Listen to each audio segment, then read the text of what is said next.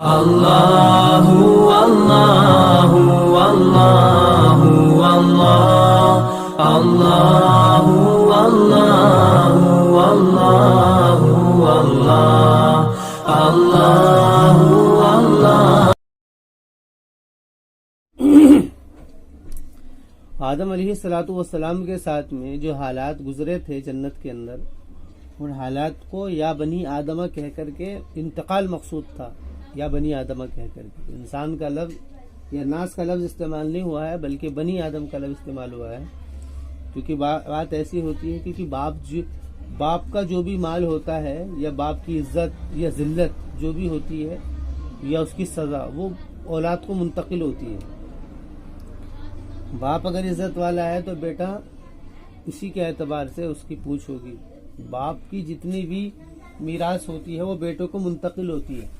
تو آدم علیہ الصلوۃ والسلام کے ساتھ میں جو حالات ہوئے تھے جنت کے اندر، ان حالات کا انتقال کرانا مقصد تھا، اس لیے فصاحت کا مفہوم ہے کہ یہاں پر یا بنی آدم ذکر کیا، یا بنی آدم، اے آدم کے بیٹے، آدم کے بیٹے یعنی تو آدم کا بیٹا ہے، آدم کے ساتھ جو ہوا ہے اس کو خیال کیا جائے۔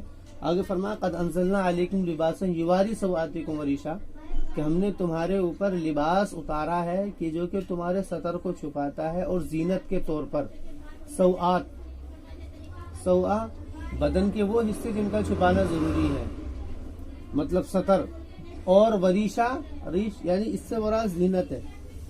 مطلب یہ ہے کہ ایک تو لباس یہ کام کرتا ہے کہ جو سطر ہے اس کو چھپاتا ہے، دوسرا یہ ہے کہ اس سے کیا ہے حسن بھی پیدا ہوتا ہے، کپڑے پہننے کے بعد میں خوبصورتی معلوم ہوتی ہے۔ تو اس لیے یہ بات اللہ نے یہ انعام کے طور پر بتائی کہ ہم نے تمہارے اوپر ایسا لباس اتارا ہے جو تمہارے سطر کو بھی چھپاتا ہے اور تمہارے اندر زینت پیدا کرتا ہے۔ اس کے بعد میں فرمایا اس مضمون کو دینے کے بعد میں آگے بات فرمائی وَلِبَاسُ التَّقْوَىٰ ذَلِكَ خَيْرٌ، اور تقوی کا لباس جو ہے وہ بہتر ہے۔ یہ کیوں کہا گیا ہے؟ اصل میں بات یہ ہے کہ آدم علیہ الصلوۃ والسلام کے ساتھ میں جو حالات ہوئے تھے کہ ان کا جو کپڑے اتر گئے تھے آدم علیہ الصلوۃ والسلام کے اور حوا کے وہاں پر، تو اللہ نے یہ بات کہی اور کہنے کے بعد میں اس میں اس طرف اشارہ کیا ہے کہ اصل جو لباس ہے وہ لباس جو ہے تقوی کا ہے۔ تقوی کا لباس مطلب یہ ہے کہ لباس کے معنی ہے چھپانا، لباس کے معنی ہے ڈھانپنا، چھپانا، یہ سب اسی معنی میں آتا ہے۔ لیکن ایسا بھی اکثر ہوتا ہے جیسے کہ رسول اکرم صلی اللہ علیہ وسلم فرمایا رب کاسیات عاریات، کہ بہت ساری کپڑے پہننے والی وہ ننگی ہے، رب کاسیات عاریات یعنی کہ کپڑے ہیں لیکن اس کے بعد بھی کپڑے کا کوئی فائدہ نہیں ہے، تو حالانکہ کپڑے ہیں، تو اس سے مراد کیا ہے؟ اس سے مراد یہ ہے کہ وہ کپڑے جو کہ باریک ہوں یا ٹائٹ ہو، یا اس کے علاوہ اس کے اندر اور بھی بہت ساری باتیں کہی جا سکتی ہیں۔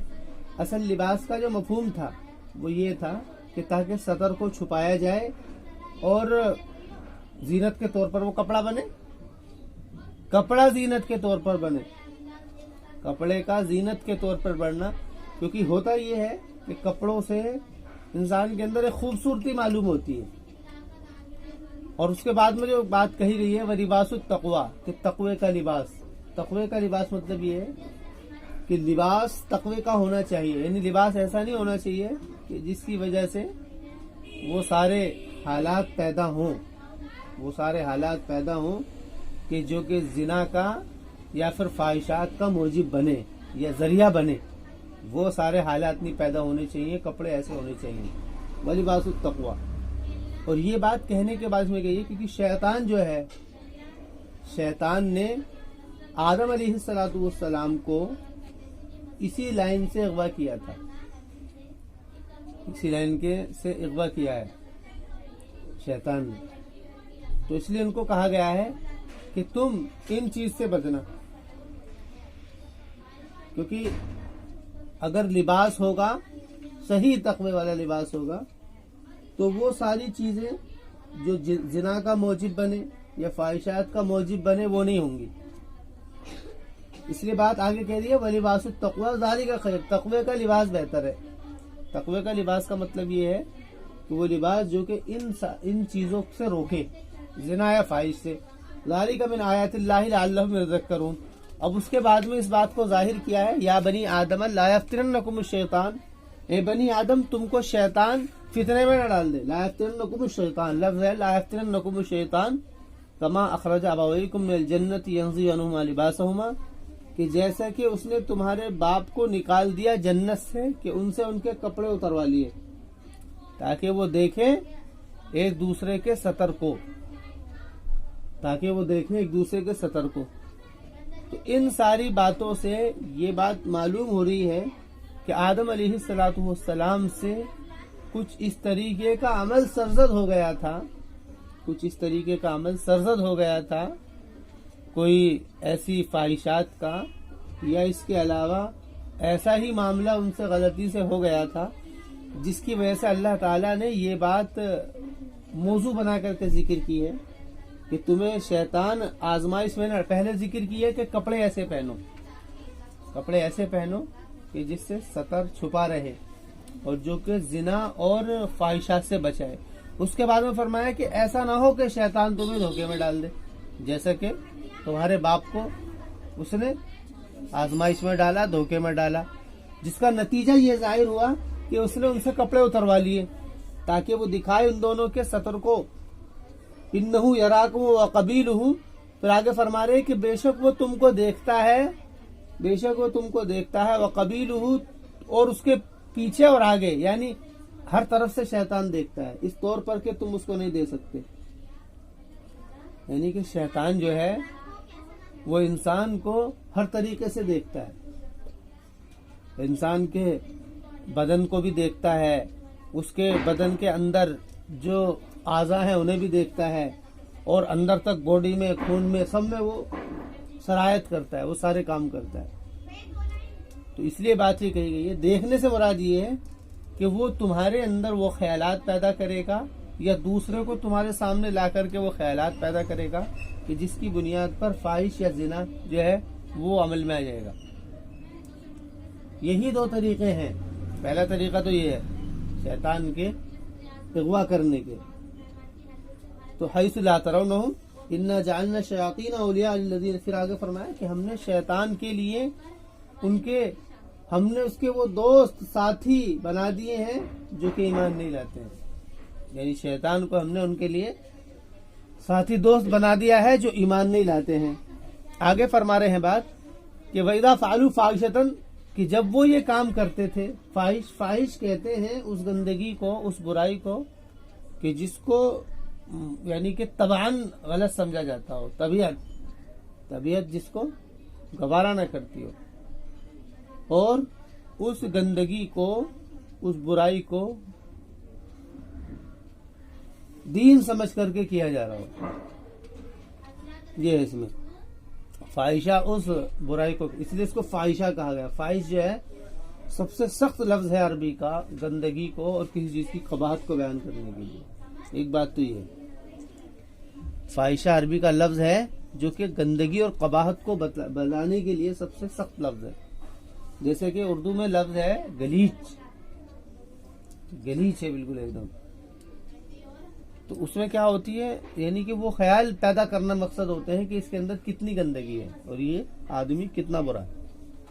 تو فاحشہ عربی کا لفظ ہے جو کہ گندگی کو یا کسی ایسی چیز کو بتانے کے لیے استعمال ہوتا ہے جو کہ بری ہو، یعنی کہ برائی کی زیادتی کے لیے بیان کرنے کے لیے. تو بات شروع کی ہے وَإِذَا فَعَلُوا فَاحِشَةً، اور گندگی اور برائی اس لیے ہے کیونکہ یہ جب یہ کام کیا کرتے تھے تو اس کو کہا کرتے تھے تو ہمارے دین میں ہے، یہ ہمارے دین میں. تو وَإِذَا فَعَلُوا فَاحِشَةً قَالُوا وَجَدْنَا عَلَيْهَا آبَاءَنَا، تو انہوں نے کہا کہ بھئی اس کے اوپر تو ہم نے اپنے باپ دادا کو پایا. یعنی جب یہ کام کیا کرتے تھے، لباس پہنا کرتے، کیونکہ دیکھو لباس میں جب تقوی ہٹے گا، لباس میں سے جب تقوی، اگر لباس سے مقصد یہ ہوگا کہ ہمیں اپنے آپ کو چھپانا ہے، تو اگر یہ بات پیدا ہے تو لباس میں تقوی رہے گا. تقوی کا لباس ایسا نہیں ہے کہ تقوی کا لباس کرتا پاجامہ ہے یا تقوی کا لباس جو ہے وہ برقع ہے یا چادر ہے. تقوی کا مطلب یہ نہیں ہوتا. تقوی کا لباس کا مطلب یہ ہوتا ہے کہ کوئی بھی وہ لباس جو کہ انسان کے بدن کی نمائش کو اور ظاہر ہونے کو روکے رکھے. کپڑے مطلب اس طریقے کے ہوں کہ جس سے کیا نام ہے کوئی بھی کسی کا بھی ذہن یا کسی کی بھی نظر نہ ٹکے. تو پہلے جب یہ تقوی کا خیال ہٹتا ہے, تقوی بچنا, کہ جب یہ خیال ہٹتا ہے تو پھر لباسوں میں جو ہے نا پھر تبدیلی پیدا ہو جاتی ہے. لباسوں میں تبدیلی پیدا ہو جاتی ہے, چھوٹے بڑے, موٹے چھوٹے, باریک. یہ پھر اس کے بعد میں وہ کس کا باعث بنتے ہیں؟ وہ زنا کا باعث بنتے ہیں. پھر وہ کیا ہے؟ زنا کا باعث بنتے ہیں. اس لیے یہ بات اس طریقے سے شروع کی ہے قرآن نے. تو یہ کیا کرا کرتے تھے کہ جب ان سے بات کی تو انہوں نے کہا کہ بھئی ہم نے اس کے اوپر اپنے باپ دادا کو پایا ہے. یعنی ان کے یہاں پر بھی ایسے ہی لباس چلتے تھے, اور پھر اس کا موجب کیا ہوتا تھا؟ زنا ہوتا تھا. اور یہ کہا کرتے تھے واللہ امرنا بہا, کہ اس کو تو ہم کا اللہ نے حکم دیا ہے. یعنی دین سمجھ کر کے وہ یہ کام کیا کرتے تھے. فاحشہ وہ گندگی یا برائی جو گندگی اور برائی میں سب سے زیادہ انتہا کو پہنچی ہوئی ہے. تو آپ ان سے کہیے کہ اللہ تم کو فحشا کا حکم نہیں دیتا ہے. ہم ان سے کہیے کہ اللہ تعالیٰ تم کو فحشا یعنی اس گندگی کا حکم نہیں دیتا ہے کہ تم اللہ تعالیٰ پر وہ کہتے ہو جس کو تم جانتے نہیں ہو. پہلی بات تو یہ ہے کہ اس کا حکم اللہ کی طرف سے نہیں ہے, اور دوسری بات یہ ہے کہ تمہارا یہ الزام ہے اللہ تعالیٰ پر. اور آپ ان سے کہیے کہ ہمارا ربی بالقسطی واقب وجوہکم عند کل مسجد, کہ مجھ کو میرے رب نے حکم دیا ہے بالقسطی, قسط کا. قسط کہتے ہیں انصاف کا.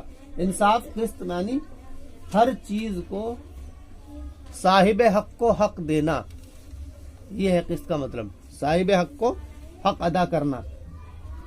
قسط کے معنی یہ ہے صاحب حق کو حق ادا کرنا. یعنی ہر ایک کا حق الگ ہو سکتا ہے. اللہ کا حق الگ ہے, بندوں کا حق جو ہے وہ الگ ہے, بیوی کا الگ ہے, شوہر کا الگ ہے, باپ کا الگ ہے, بیٹے کا الگ ہے. تو اللہ تعالیٰ یعنی یہ بات یہ کہی گئی ہے کہ یعنی یہ اللہ کے حق کے خلاف ہے. یہ اللہ یعنی کہ اس کے اوپر جھوٹ بولا جائے. یعنی جس نے کوئی بات نہیں کہی ہے اس کے اوپر الزام لگانا کہ یہ اللہ نے کہا ہے, یا کسی اور کے اوپر الزام کرانا, یہ تو قسط کے خلاف ہے. تو فرمایا کہ آپ ان سے کہیے کہ میرے رب نے مجھے قسط کا حکم دیا ہے, اور اس کا حکم دیا ہے کہ تم اپنے چہروں کو ہر مسجد کی طرف سیدھا رکھو. مسجد کی طرف سیدھا رکھو. سیدھا رکھنے سے مراد یہ ہے کہی گئی ہے کہ تم سیدھا رکھو اپنے چہروں کو. چہرے سے مراد انسان کا پورا بدن ہے, پوری باڈی ہے, کیونکہ انسان کے بدن میں چہرہ کیا ہے, ایک خاص حیثیت رکھتا ہے, اس لیے اس کو لے لیا جاتا ہے. اور تم سیدھا کر لو اپنے آپ کو ہر مسجد کے وقت, یعنی ہر مسجد کے وقت یعنی عبادت کے وقت, سجدہ کرنے کی جگہ, یعنی عبادت کے وقت میں اپنے آپ کو, مطلب یہ ہے کہ جو بھی عبادت تم کرو گے, جو بھی تم عبادت کرو گے اس وقت میں تمہارا رخ جو ہے وہ صحیح ہونا چاہیے. جیسا کہ یہ بات پہلے آئی تھی, انہوں نے کہا تھا کہ بھئی اس کا تو ہمیں اللہ نے حکم دیا ہے, اس چیز کا, فاحشہ کا, کہ اس کا تو ہمیں اللہ نے حکم دیا ہے. تو اس کہا گیا کہ بھئی تم جو ہے پہلی بات تو یہ ہے کہ حق کی بات کرو, جو جس کے حق میں ہے وہ اس کے حق کو ادا کرو. اور تم یہ اللہ کے حق کو ختم کر رہے ہو کہ اس کے اوپر تم الزام لگا رہے ہو. دوسری بات یہ ہے کہ جب بھی کوئی عبادت کی جائے گی تو اس وقت میں رخ صحیح ہونا چاہیے. اس کے وقت میں کیا ہے, رخ صحیح ہونا چاہیے. رخ صحیح ہونے کا مطلب یہ ہے کہ رخ اگر صحیح ہوگا تو یہ حرکتیں نہیں ہوں گی. اس کا مطلب یہ ہے کہ تمہارا عبادت کرنے کے وقت میں رخ صحیح نہیں ہے. اگر انسان کا رخ صحیح ہو عبادت کرتے وقت میں, وہ یہ دیکھ کر کے عبادت کرے کہ مجھ کو میرے نبی نے کیا حکم دیا. کیونکہ رخ کیا ہے عبادت کا؟ رخ عبادت کا یہ ہے کہ جس کے لیے عبادت کی جا رہی ہے اس کا حکم پتا ہو کہ اس کا اس میں کیا حکم ہے. اللہ کی عبادت کی جا رہی ہے یا اس کے علاوہ کوئی بھی کام کیا جا رہا ہے، تو جس کے لیے کام کیا جا رہا ہے اس کے طریقے کا معلوم ہونا ضروری ہے کہ اس نے کیسے کہا ہے۔ اگر یہ رخ صحیح ہوگا تو تمہیں پتہ لگ جائے گا، تمہاری کتابوں کے اندر بھی تم اس پر خیال نہیں کرو گے پھر باپ دادا کیا کر رہے تھے، کیونکہ تمہارا خیال یہ ہے عبادت کرتے وقت میں اللہ کی کہ باپ دادا کا کیا خیال ہے، باپ دادا کیسے کرتے تھے اس طور پر کر رہے ہو۔ کوئی بھی کام جو کیا جائے گا وہ اس بنیاد پر نہیں کیا، اس کی بنیاد ہی غلط ہے۔ بنیاد یہ ہے کہ اس نے مالک اور خالق نے کیا دیا، تو اس میں یہ بات کہی گئی ہے واقیم وجوہکم کہ تو اپنے رخوں کو سیدھا رکھو۔ پیچھے کا مضمون سارا جڑ گیا کہ تم سیدھا کرو۔ اس میں عام طور سے ترجمہ یہ ہوتا ہے کہ کہہ دیجئے کہ مجھ کو میرے رب نے انصاف کا حکم دیا ہے اور تم سیدھا کرنا اپنے رخ میں مسجد کے وقت میں، یعنی نماز کے وقت۔ حالانکہ ایک بات کس سے چل رہی تھی؟ بات ان لوگوں سے چل رہی ہے کہ جو کہ یعنی کہ فاحشات کر رہے ہیں دین سمجھ کر کے، تو مضمون انہی سے ٹچ ہونا چاہیے تھا۔ تو یہ مضمون اس انداز سے ٹچ ہو جاتا ہے۔ کیسے کہ آپ ان سے کہیے کہ میرے رب نے حکم دیا ہے کہ قسط کا، کہ پہلے تو حق بات کہی جائے۔ یہ جو تم نے کہا ہے کہ ہم کو اللہ نے فحشاء کا حکم دیا ہے، واللہ امرنا بہا، جو کہا ہے تم نے، ایک بات ہے۔ اور دوسری بات یہ ہے کہ جب بھی تم کوئی عبادت کرو گے تو اس میں رخ صحیح ہونا چاہیے۔ کیوں؟ کیونکہ تمہارا رخ یہ تھا کہ ما وجدنا علیہ آباءنا، یہ تمہارا رخ تھا کہ ہم نے اپنے باپ دادا رخ یہ، بلکہ رخ جو ہے وہ یہ ہونا چاہیے وَأَقِیمُوا وُجُوهَکُمْ عِنْدَ كُلِّ مَسْجِدٍ، اور تم رخ کرو اپنا سیدھا ہر عبادت کے وقت مسجد کے معنی کیا ہے؟ سجدہ کرنے کی جگہ، سجدہ کرنے کی۔ ہماری بات چل رہی تھی تو بنی آدم کہا قرآن نے، تو بنی آدم کہہ کر کے وہ سیاق کا استحضار مقصود تھا ذہن میں، جو کہ آدم کے ساتھ میں جنت میں ہوا، آدم کے ساتھ میں جنت میں ہوا۔ مثلا کسی کے باپ نے کوئی اچھا کام کیا ہو تو کیا کہیں گے کہ یہ ان کا لڑکا ہے، یہ فلاں کا لڑکا ہے۔ کیوں؟ جس کو بتانا مقصد ہے اس کے ذہن میں اس کے باپ کے وہ کام ذہن میں پہنچانے مقصد ہے، تاکہ اس کی وجہ سے اس کا ادب ہو۔ سمجھ میں آئی بات نہیں؟ جی تو بات ہی چل رہی تھی اس کو اگر اس تو یہ اس میں یہی اس طریقے کی ہی اس میں کیا ہے سمجھ کا تھوڑا سا مسئلہ ہے۔ کیا کہ قل امر ربی بالقسط، کہ آپ کہیے کہ مجھ کو میرے رب نے قسط کا حکم دیا ہے، یعنی کہ انصاف کا۔ ٹھیک، حق کو حق ادا، حق صاحب حق کو حق دینا، انصاف نہیں حق۔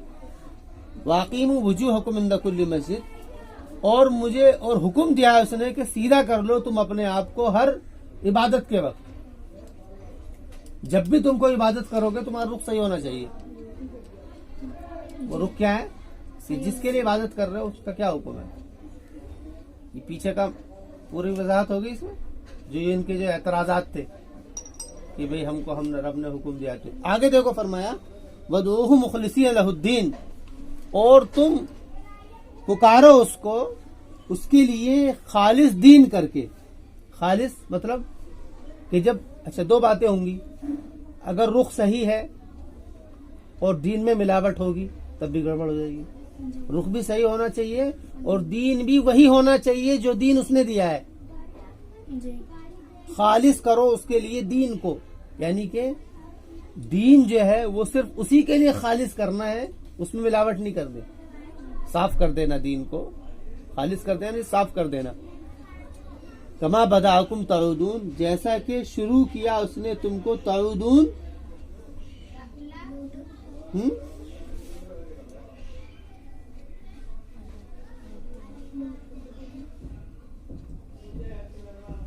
لوٹنے والے ہیں۔ آگے دیکھو فریقاً ہدا و فریقاً حق علیہم الضلالہ، اس کا نتیجہ کیا ہوا؟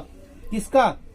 ایک تو اس کا کہ قسط کو ختم کر دیا گیا اور اقامت وجہ کو قائم نہیں کیا گیا اور اخلاص دین جو تھا اس کو قائم نہیں کیا گیا۔ ان تین کی وجہ سے کیا نتیجہ کیا نکلا؟ اس کو اپنانے والوں کا نتیجہ یہ نکلا فریقاً ہدا، ایک جماعت تو ہدایت پر آ گئی۔ بھائی نتیجے ظاہر ہوں گے نا کسی بھی کام کو کرنے کے۔ جی ان تین کاموں کو جس نے کیا، پہلا کیا کہ اللہ کے حق ادا کیا، جو اس کو اللہ سمجھا، پہلی بات۔ دوسری بات یہ ہے کہ اس کی عبادت کرنے کے لیے اسی کے حکم کو دیکھا کہ وہ کیسے عبادت چاہ رہا ہے.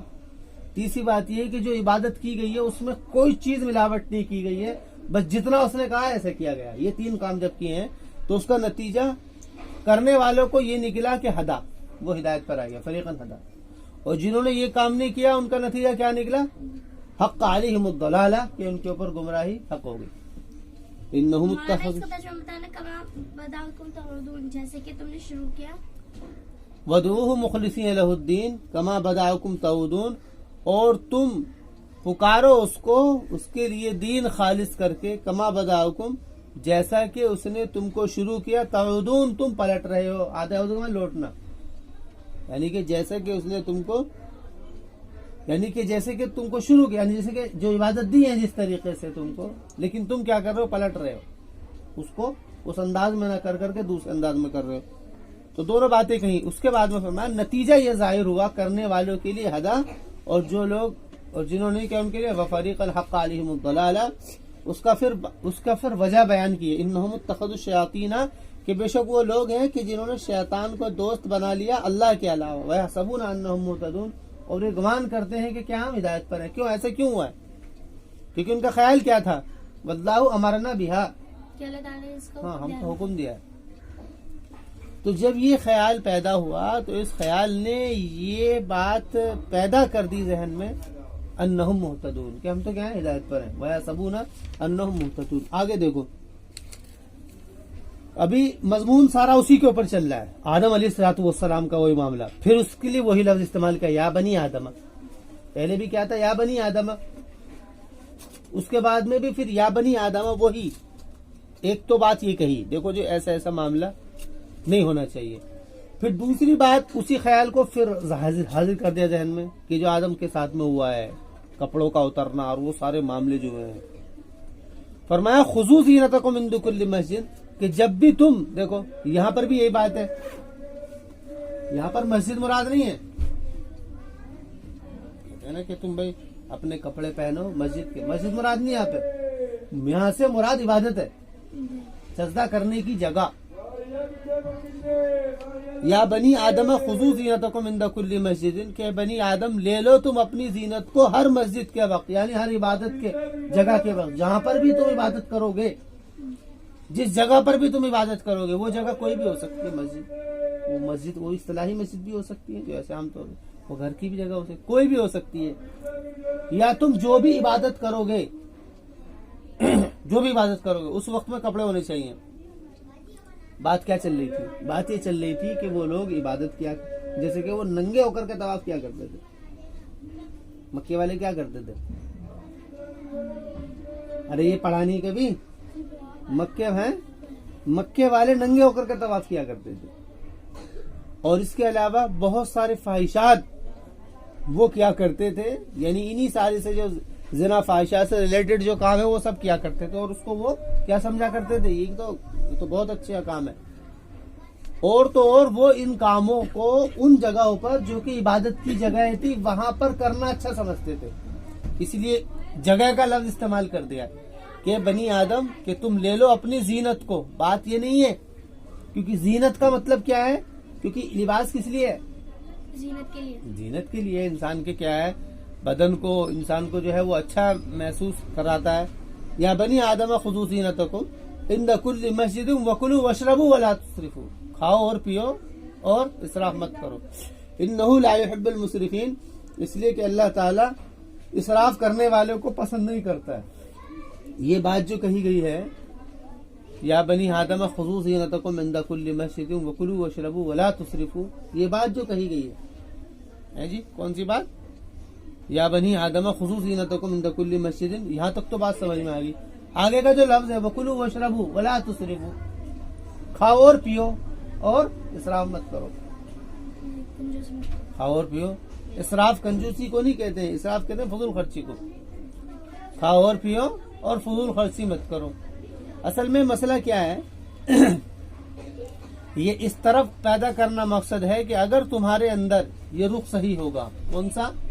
عبادت کا, اللہ کو ماننے کا, تو آٹومیٹکلی تمہارے حالات ختم ہوتے چلے جائیں گے. کھانے کو بھی خوب ملے گا, پینے کو خوب ملے گا. یہ ہے مطلب حالات جو آ رہے ہیں وہ اس کی وجہ سے. فرمایا لیکن اسراف مت کرنا، انہ لا یحب المسرفین، اس لیے کہ اللہ تعالیٰ پھر اسراف کرنے والوں کو پسند نہیں کرتا، پھر تمہارے حالات وہ ہو جائیں گے، پھر تمہارے حالات وہ ہو جائیں گے. آگے فرما رہے قل من حرم زینت اللہ التی، آپ ان سے کہیے کس نے حرام کیا ہے اللہ کی زینت کو، اخرج لعبادہ، کہ جس کو اللہ نے اپنے بندوں کے لیے اتارا ہے. یہ جو انہوں نے کیا تھا یعنی کہ کپڑوں کو حرام کر دیا تھا کہ ہم کپڑے، وہ یہ کہتے تھے کہ بھئی ہم کپڑے پہن کر کے کیسے کر لیں گے، تو یعنی کہ وہ خواہشات ان کے ذہن میں ہوتی تھی، وہ یہ اس طریقے کی زناکاری کے لیے یا عریانیت کے لیے وہ یہ سارے خیالات پیدا کیا کرتے تھے. تو ان سے کہیے کہ کس نے ہے جس نے حرام کر دیا ہے اللہ کی زینت کو، اخرج لعبادہ، کہ جس نے اپنے بندوں کے لیے اتارا. آپ دیکھیے جتنا بھی یورپ کلچر ہے اس میں اکثریت کس کی ہے؟ یہود اور نصارہ کی ہے. دنیا میں جتنے بھی مذہب ہیں ان سارے مذہب میں سب سے زیادہ فاحشات کے اوپر اور زنا کے اوپر جو قوم ہے وہ کون سی ہے؟ وہ بھی یہود اور نصارہ ہے. جتنی بھی قوم ہے، جتنا بھی یعنی کہ کلچر ہے، ماڈرن کلچر جس کو بولا جا رہا ہے، یہ سارا کہاں کا ہے؟ وہیں کا ہی ہے، یہود اور نصارہ کا. یورپین جتنے بھی علاقہ ہے تو وہیں پر ہی یہ سارا مسئلہ ہے. اس کے علاوہ کیا دوسرے مذہب کے لوگ، مسلمان صرف یہیں رہتے ہیں؟ مسلمان یہاں پر وہ دوسرے مذہب کے لوگ بھی ہیں، ہندو بھی ہیں جی اور بھی بہت سارے لوگ ہیں. جی تم کسی بھی مذہب کے اندر چلے جاؤ، ان مذہب کے اندر یہ بات نہیں ملے گی. ہندو مذہب ہے اس کے اندر یہ عریانیت نہیں ملے گی تمہیں، عریانیت نہیں ملے گی تمہیں. ہندوؤں کو بھی تم جا کر کے دیکھو گے، ان کی عورتیں بھی گاؤں میں بالکل ایسی ڈھکی چھپی رہتی ہیں کہ کوئی دیکھا نہیں جا سکتا. میں مطلب ایک وہ بات نہیں بتا رہا، میں یہ بتانا چاہ رہا ہوں یعنی کہ کیا ان کے اندر وہ پردے کا کیا خیال ہے، وہ بات بتانا مقصد ہے. وہاں یہ حال ہے کہ وہاں کی اگر 70 سال کی بڑھیا بھی ہوگی تو وہ بھی کیا نام ہے یہاں کی 15-20 سال کی کیا نام ہے لڑکی کو فیل کرے گی، وہاں یہ حال ہے.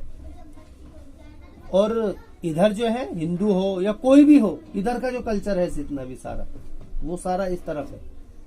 ان کے اندر ساری چیزیں ملیں گی، چاہے وہ ہندو ہو. بھائی مسلمانوں میں تو چلو یہ بات سمجھ لی جائے کہ ان کے مذہب کے اندر سے پابندی ہے، لیکن وہاں تو اتنی پابندی نہیں ہے نا. تو لیکن پھر بھی ساری چیزیں، ساڑیاں ہوتی ہے باقاعدہ، وہ ایک لباس ہے، وہ پورا طریقے سے ہوتا ہے. اور عورتیں بھی جو ہوتی ہیں وہ گھونگھٹ کر لیتی ہیں جب آدمی مرد نکلتے ہیں، اس طریقے کا سارا معاملہ ہے. لیکن وہاں تو سیدھی عورتیں کیا ہے، ہاتھ ملاتی ہے، سیدھی ہاتھ ملاتی ہے. چاہے جس کے ساتھ جاؤ گے تو وہ ہاتھ ملائیں گی، سیدھی بات ہوتی ہے. تو یہ جو خیالات یہ جو ڈیولپنگ ہوئی ہے ان کے اندر، یہ صرف اس وجہ سے ہوئی ہے. کتابوں کو اگر دیکھو بائبل کو تو اس میں بہت زیادہ یہ اس طریقے کی باتیں ملیں گی. تو ان سے کہا کہ کس نے حرام کیا ہے، تو ان سے کہیے کہ کس نے حرام کیا ہے اللہ کی زینت کو، کہ جس کو اللہ نے اپنے بندوں کے لیے اتارا تھا، یعنی لباس. اور تم نے بہت سارے رزق بھی اپنے اوپر کیا ہے حرام کر لیے ہیں. جو رزق کیسے تھے، حلال، جو حلال رزق تھے اس کو بھی تم نے کیا ہے حرام کر لیے ہیں. قل ہی للذین آمنوا فی الحیات الدنیا، آپ ان سے کہیے کہ وہ ایمان والوں کے لیے ہیں دنیاوی زندگی میں. وہ کس کے لیے ہیں؟ کہ وہ ایمان والوں کے لیے ہیں دنیاوی زندگی میں، اور خالص ہوں گے قیامت کے دن. خالص ہیں کیا؟ قیامت کے دن. خالص یوم القیامہ، خالص ہے قیامت کے دن. کذالک نفصل الآیات لقوم یعلمون. اب آگے دیکھیے، اب آگے قرآن نے ایک ایسی پابندی لگا دی ہے، ایک ایسی حد لگا دی ہے کہ کیا چیزیں حرام ہیں اور کیا چیزیں حلال ہیں، اس کو بالکل واضح طور پر بیان کرتی ہے. پیچھے بہت ساری چیزیں انہوں نے حلال کو حرام کیا تھا، جیسے کھانے کی، اس سے پہلی صورت میں کھانے کا مسئلہ آیا تھا. بہت سارے جانور اپنے اوپر حرام کر لیے تھے، یا بہت جیسے کہ انہوں نے اونٹ کو حرام کر رکھا تھا کہ اونٹ ہمارے لیے جائز نہیں ہے. اور بھی بہت ساری چیزیں، اور بہت ساری چیزیں کیا ہیں حرام کو حلال کر لیا تھا، جیسے کہ لباس کو نہ پہننا یہ انہوں نے اپنے لیے حلال کر لیا تھا. اور یعنی ایسے زناکاری، یہ ساری چیز تھی ان کے اندر. تو قرآن نے حد لگا دی، ایک آیت میں سارے کے سارے مضمون کو لپیٹ دیا. کیا کہا؟ انما حرم ربی الفواحش ما ظہر منها وما بطن، کہ آپ ان سے کہیے کہ میرے رب نے فواحش کو کہ جو اس کا ظاہر ہے اور اس کا جو باطن ہے سب حرام کر دیا. فاحش ہر وہ چیز کہ جو کہ طبیعت کے انسانی طبیعت کے خلاف ہو, اور اس سے وہ سارے کام ریلیٹڈ ہیں جو کہ زنا سے متعلق ہوتے ہیں. کپڑوں کا چھوٹا ہونا, بڑا ہونا, غیر محرم کا اختلاط ہے, اور وہ ساری چیزیں, یعنی جتنے بھی فاحشات ہیں دین سمجھ کر کے کسی بھی کام کو کرنا, ان سارے کاموں کو دین سمجھ کر کے کرنا, وہ ساری چیزیں فاحشات وہ سب حرام کر دی. ما ظاہرہ منہا ما بطن, ما ظاہرہ ظاہراً بھی اور باطن بھی.